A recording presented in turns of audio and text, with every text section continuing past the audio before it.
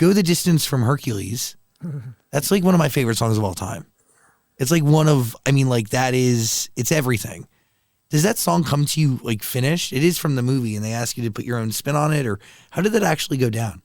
Well, that one, the writers came to us from Disney, who had already written like a dozen hits themselves for Disney. And they wanted basically a Michael Bolton record to go with this Disney soundtrack, become this forever giant Hercules experience. We didn't fight for it. My co-producer, Walter Afanasieff, Walter A., he's known as by most people. You're looking at me like you're not familiar with him. Do you still work with him? I do from time to time, yeah.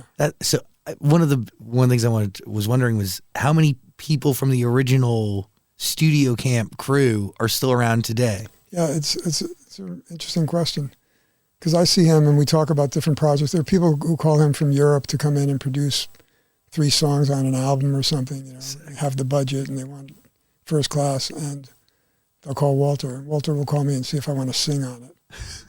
And Walter did All I Want for Christmas Is You with Mariah. He also did Titanic. So he rich. He did very well. But he's like, he lives and breathes music. He's a classically trained pianist.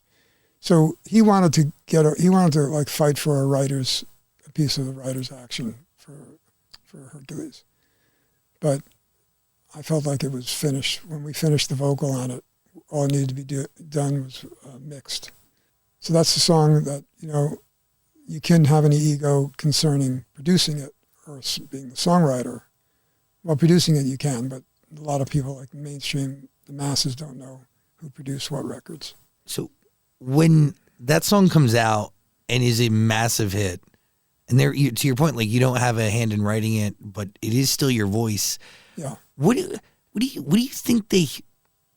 And this is another thing that I've been deeply wondering is, have you ever asked yourself what is it about your voice that people are actually attracted to? That's just funny.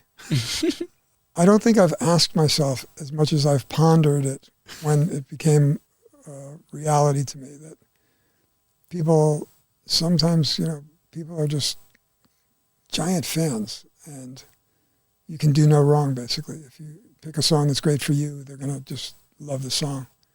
I don't know, I just think that when you love what you're doing and you're really at the point where you do control the performance and you make the choices that are going to be how you feel about yourself as well as how your audience is going to feel about you as an artist, they're going to determine that. Then you spend a little extra time not thinking about whether you have the publishing on it or not, but thinking about the artistry of it and feeling proud about being part of the creation of it.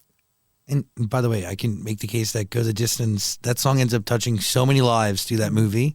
A whole generation of people are inspired by it to the point where, like, I have friends who sing it at fucking karaoke every time. Like, it is it's woven into people's lives. You know what I mean? It's now actually called fucking karaoke. No, but I could open an establishment with the F word in there. Sorry, that was rude. That's all right.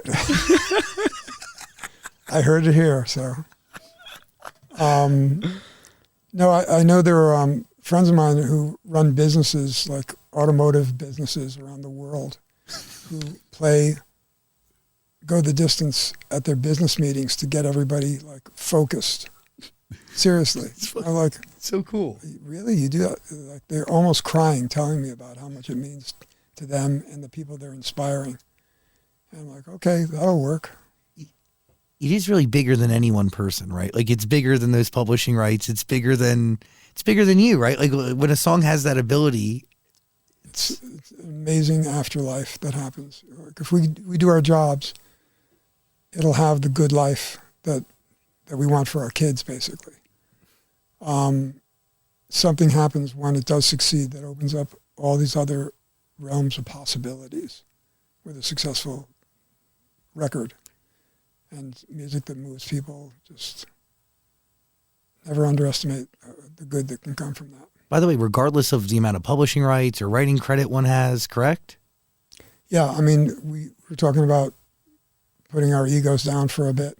Sometimes you have to put it down for like 7 years and say, I got to walk away from owning a piece of this, even though I wrote the bridge or something, or whatever it is you think in your head. Could have been different. But I think that if you choose the right direction and you make music for your love of the music, you're increasing the opportunities and the possibilities of success happening.